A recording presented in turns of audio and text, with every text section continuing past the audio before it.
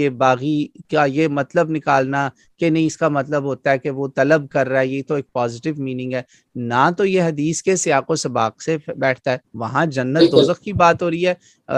کہ وَيْحَكَ عَمَّارَ سَتَقْتُلُكَ فِئَةَ الْبَاغِيَةَ، عمار تجھے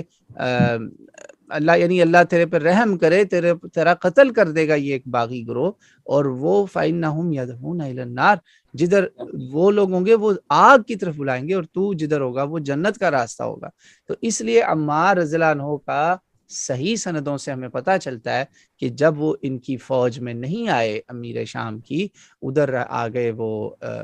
ان کی امیر المومنین علی ابن ابی طالب کرم اللہ وجہ الکریم کی فوج میں آ گئے، تو اس سے تو وہاں تھرتھلی مچ گئی بھائی، وہاں تو فوج میں شور مچ گیا کہ یہ کیا ہو گیا ہمارے ساتھ،